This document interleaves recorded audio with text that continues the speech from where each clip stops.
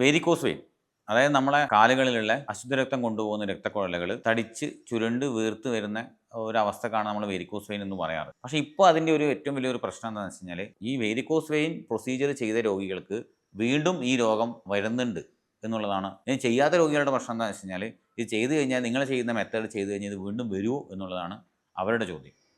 അപ്പോൾ എന്തുകൊണ്ടാണ് varicose vein ചികിത്സകൾ കഴിഞ്ഞ ശേഷവും വീണ്ടും വരുന്നത്? നമ്മളെ കാലിലുണ്ടാകുന്ന രക്തക്കുഴലുകൾ നമ്മൾ പെർഫറേറ്റേഴ്സ് എന്ന് പറയുന്ന നമ്മൾ ഇന്ത്യയിൽ അപ്പോൾ കേരളത്തിലൊക്കെ അധ്വാനിക്കുന്ന നിന്നിട്ട് ജോലി ചെയ്യുന്ന ആൾക്കാരാണ്. അപ്പോൾ പൊതുവേ ഈ ബേക്കറി ജോലികൾ ചെയ്യുന്ന ആൾക്കാർ, പിന്നെ രാവിലെ മുതൽ വൈകുന്നേരം വരെ സ്റ്റാൻഡിങ്ങിൽ ഉറക്കമൊഴിഞ്ഞിട്ടൊക്കെ ചെയ്യുന്ന ആൾക്കാരിൽ, അതായത് ഇപ്പം സെക്യൂരിറ്റി ജോലി ചെയ്യുന്ന ആൾക്കാർ, പിന്നെ കുട്ടികളിൽ, അതായത് ഈ മറ്റേ മിലിറ്ററി സെലക്ഷനൊക്കെ വേണ്ടിയിട്ട് എല്ലാ ദിവസവും പിന്നെ എക്സസൈസൊക്കെ ചെയ്യുന്ന ഓടുന്ന കുട്ടികളിൽ, അവരൊക്കെ ചെറിയ ചെറിയ വെരിക്കോസ് വെയിൻ ഉള്ള ആൾക്കാർക്കാണെങ്കിൽ ഈ സ്ട്രെയിൻ ചെയ്യുന്ന സമയത്ത് ഇത് കൂടിക്കൊണ്ടിരിക്കും. അതിനുള്ള കാരണം ഈ പറയുന്ന പെർഫറേറ്റേഴ്സ് എന്ന് പറയുന്ന നമ്മൾ സൂപ്പർഫിഷ്യൽ വെയിൻസിനും ഡീപ്പ് വെയിൻസിനെയും കണക്ട് ചെയ്യുന്ന വെയിനിലുള്ള വാൽവുകളുടെ തകരാറ് കൊണ്ട് തന്നെയാണ്. അപ്പോൾ മുട്ടിന് താഴെയുള്ള വെയിൻസാണ് റിക്കറൻസ്, അതായത് വീണ്ടും വരാനുള്ള ഒരു കാരണമായിട്ട് പൊതുവേ നമ്മൾ പറയാറ്. അപ്പോൾ മുട്ടിന് താഴെയുള്ള വെയിൻസിനെ നമുക്ക് ഈ ലേസർ വെച്ചിട്ടോ RFA വെച്ചിട്ടോ എബലേറ്റ് ചെയ്ത് കളയാൻ പറ്റില്ല. കാരണം വെച്ചാൽ മുട്ടിന് താഴേക്കുള്ള വെയിൻസിൻ്റെ കണക്ഷൻസ് സെപ്പറേറ്റ് ആണ്. അപ്പോൾ അതിനെ നമ്മൾ സെപ്പറേറ്റ് കണ്ടുകൊണ്ട് ഈ RFA റേഡിയോ ഫ്രീക്വൻസി എബലേഷൻ ഉപയോഗിച്ചിട്ട് പെർഫറേറ്റർ ലൈഗേറ്റ് ചെയ്യാം. അല്ലെങ്കിൽ നമുക്ക് ഈ ഗ്ലൂ ഇഞ്ചെക്ട് ചെയ്തിട്ട് ഈ പെർഫറേറ്റർ ഇഞ്ചെക്ട് ചെയ്തിട്ട് ഗ്ലൂ ഇഞ്ചെക്ട് ചെയ്ത് കഴിഞ്ഞാൽ ഈ പെർഫറേറ്റർ നമുക്ക് ബ്ലോക്ക് ചെയ്യാൻ പറ്റും.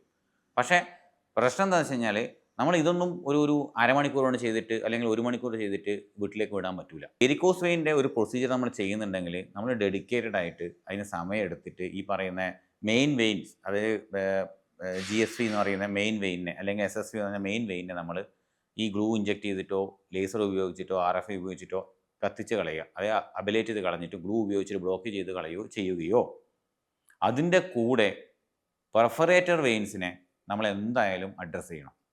പെർഫറേറ്റർ വെയിൻസിനെ നമ്മൾ അഡ്രസ്സ് ചെയ്തിട്ടില്ലെങ്കിൽ 100% വേരിക്കോസ് വെയിൻ തിരിച്ചു വരും.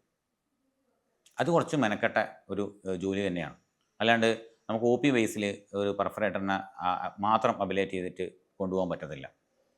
അപ്പോൾ പെർഫറേറ്ററിനെ അബലേറ്റ് ചെയ്യണം, ചെറിയ വെയിൻസിനെ നമ്മൾ സ്ക്ലീറോതെറാപ്പി വെച്ചിട്ട് ഇഞ്ചെക്ട് ചെയ്ത് കളയണം, മെയിൻ വെയിൻസിനെ നമ്മൾ അബലേറ്റ് ചെയ്ത് കളയാൻ വേണ്ടിയിട്ട് ലേസറോ RFA ഉപയോഗിക്കാം, അല്ലെങ്കിൽ ഗ്ലൂ തെറാപ്പി ഉപയോഗിക്കാം.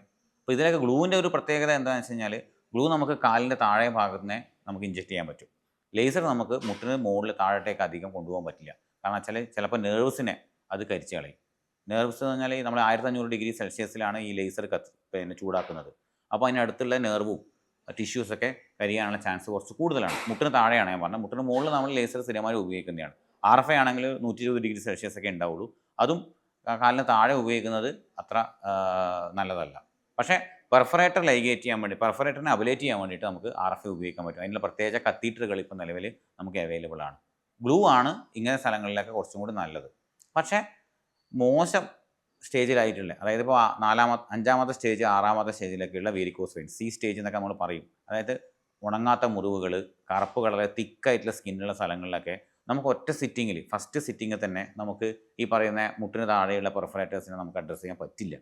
അപ്പോൾ അങ്ങനെയുള്ള രോഗികൾക്ക് നമ്മൾ വെച്ചാൽ ഇനീഷ്യലി നമ്മൾ മുകളിലുള്ള പിന്നെ വെയിൻസിനെ നമ്മൾ ചികിത്സിച്ച് ഭേദമാക്കിയ ശേഷം വേണമെങ്കിൽ ഒരു സിറ്റിങ്സ് ഒരു 3 മാസം കഴിഞ്ഞിട്ടോ ഒരു 6 മാസം കഴിഞ്ഞിട്ടോ നമുക്ക് താഴെയുള്ള അൾസേഴ്സിനെ നമുക്ക് പിന്നെ അബിലേറ്റ് ചെയ്ത് കളയാൻ പറ്റും.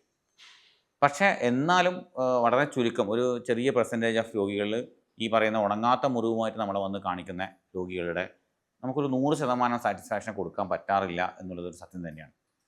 ഇനി കഴിഞ്ഞ ദിവസം തന്നെ കുറച്ചധികം പേഷ്യൻസിനെ നമ്മൾ ഗ്രാഫ്റ്റ് ചെയ്തിട്ടുണ്ടായിരുന്നു. അതായത് ഈ പറയുന്ന വെരിക്കോസ് വെയിൻ ചെയ്ത ശേഷം അവരുടെ മുറിവ് ഉണങ്ങാൻ വേണ്ടിയിട്ട് സ്കിൻ ഗ്രാഫ്റ്റ്, സ്കിന്ന് നമ്മുടെ പിന്നെ വേറെ സ്ഥലത്ത് നമ്മൾ സ്കിന്നെടുത്തിട്ട് സ്പ്ലിറ്റ് സ്കിൻ ഗ്രാഫ്റ്റ് എന്ന് പറയാം. അപ്പോൾ ആ സ്കിന്നെടുത്ത് കഴിഞ്ഞാൽ എടുത്ത സ്ഥലത്ത് അങ്ങനെ വലിയ മുറിവൊന്നും ഉണ്ടാവില്ല. അപ്പോൾ 2 മുറിവുകളും നമുക്ക് 2 സ്ഥലത്ത് നമുക്ക് പിന്നെ വേഗം നമുക്ക് ഉണക്കി എടുക്കാൻ പറ്റും. ഒരു 2 ആഴ്ചക്കുള്ളിൽ നമുക്ക് ആ ഗ്രാഫ്റ്റ് നല്ല രീതിയിൽ പിടിച്ചു കഴിഞ്ഞ് കഴിഞ്ഞാൽ 2 മുറിവും പെട്ടെന്ന് ഉണങ്ങിപ്പോകും. അപ്പോൾ അങ്ങനെയുള്ള രോഗികൾ, അതായത് ഒരുപാട് ഉണങ്ങാതിരിക്കുന്ന വ്രണങ്ങളുള്ള കാലുകളിലെ വേരിക്കോസ് വെയിൻ നമുക്ക് ചികിത്സിക്കാൻ കുറച്ച് കഷ്ടപ്പാട് തന്നെയാണ്.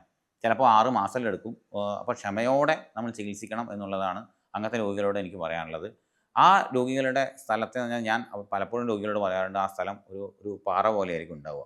ഈ പാറയിൽ നമ്മൾ എന്ത് ചെടി നട്ട് കഴിഞ്ഞാലും നന്നാവില്ല. അതുപോലെ തന്നെയാണ് ആ പാറ നമ്മൾ പൊടിച്ച് മണ്ണാക്കി അതിൽ നമ്മൾ ചെടി നട്ടാൽ മാത്രമേ, അല്ലെങ്കിൽ ക്ലീനാക്കി വെച്ചിട്ട് വെരിക്കോസ് വെയിൻ ചികിത്സിച്ച് ഭേദമാക്കി നമ്മൾ ആ മുറിവിനെ ഉണക്കാനുള്ള ഒരു സമയം കൊടുത്ത് ആ മുറിവിൻ്റെ മുകളിലുള്ള കട്ടിയുള്ള തൊലി നമ്മൾ നീക്കം ചെയ്ത ശേഷം നല്ല തൊലി വെച്ച് കഴിഞ്ഞാൽ രോഗീൻ്റെ ആ ഒരു കാലിൻ്റെ ആ ഒരു രോഗാവസ്ഥ, കാലങ്ങളായിട്ട് അവർ അനുഭവിക്കുന്ന വേദന, ഉണങ്ങാത്ത മുറിവ്, ആ വിഷമങ്ങളൊക്കെ നമുക്ക് ചികിത്സിച്ച് ഭേദമാക്കാൻ പറ്റും.